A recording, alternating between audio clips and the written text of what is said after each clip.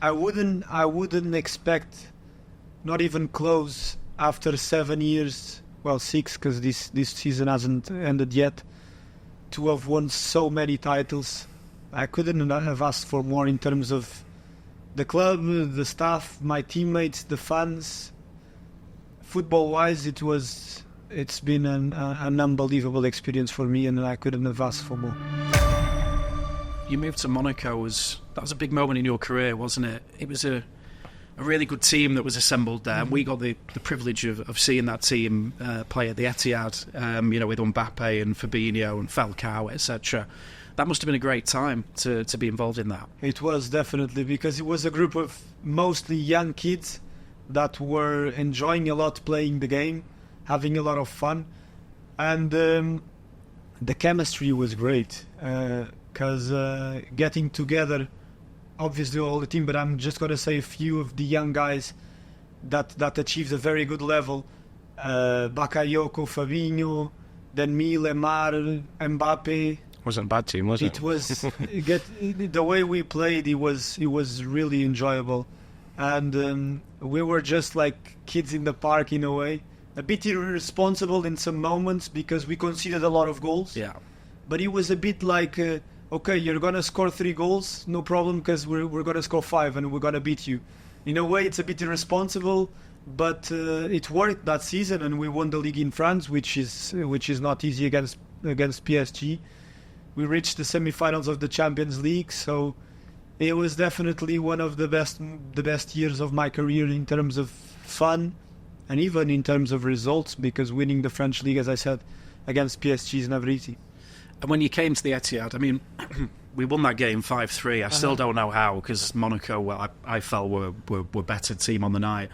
Did you feel like you were in the shop window in a way that night, that if you had a good performance, it might put you in the limelight and maybe alert Pep and City to your talent and ability?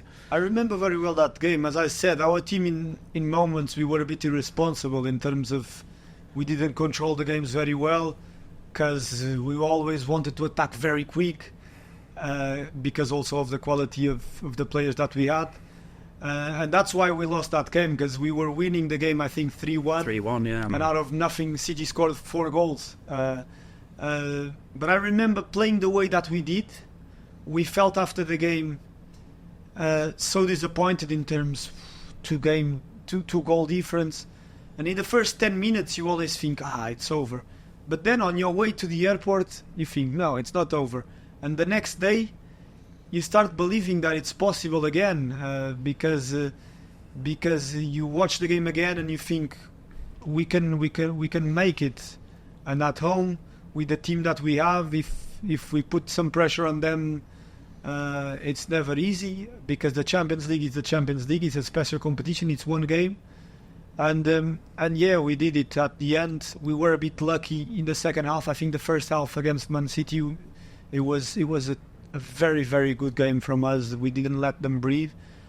And then the second half, they put us a lot under pressure, and I think we were quite lucky to then score the third goal after we conceded the 2-1.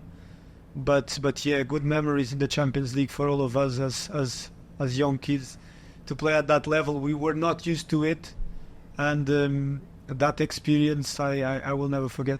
So that tie finished 6-6 on aggregate, but Monaco won on away goals, the away goals which has now been scrapped, of course. Do you think that's the right thing to do, scrapping the away goals rule? I don't have an answer for that. No. I don't know. For example,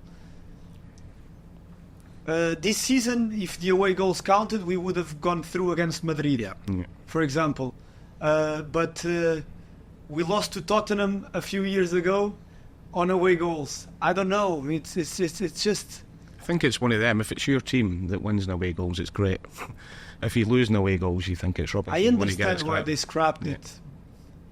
I don't think...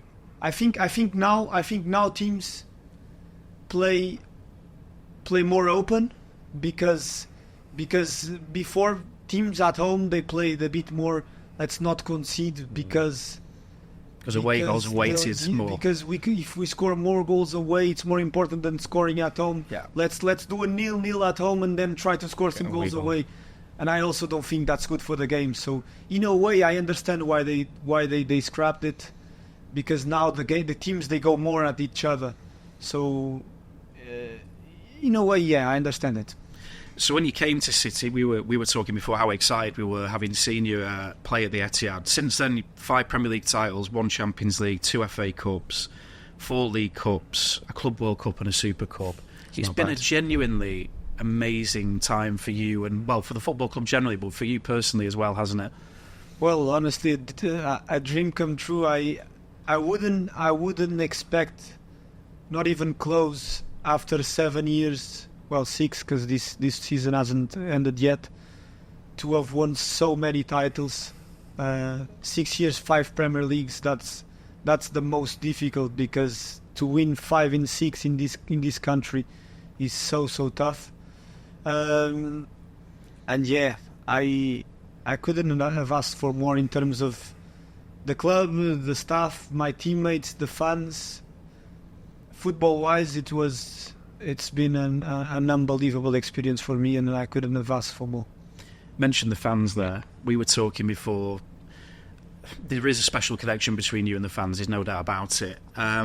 My theory is that you do kind of both sides of the game. You're an amazing technician, you can dribble and you've got all the skills, but you also work really hard, and Paul knows that the City fans love people who work hard. Have you felt that connection? We spoke to John Stones about this because he has a similar relationship with the City fans. Have you felt that connection during your time at City between you and the guys in the definitely. Definitely. From our first season, well, my first 6 months, I didn't play that much. My adaptation and everything, but then from the second season, the connection started becoming very, very strong, and yeah, the fans everywhere, what they want, apart from the team winning or losing, because all teams can win and lose, and we had our disappointments and our frustrations, especially in the Champions League.